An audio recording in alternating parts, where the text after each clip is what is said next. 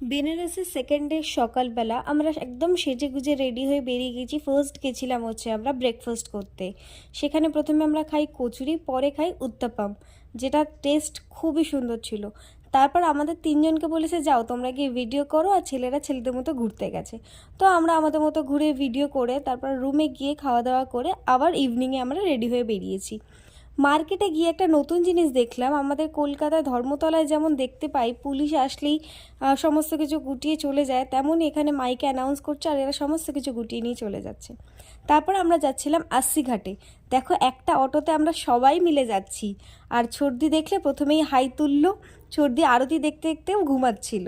তো আমি ভেবেছিলাম এই ক্লিপটা তো আমি দেবই। তারপর আমরা আশি ঘাটে বসে ওখানে গান এনজয় করি।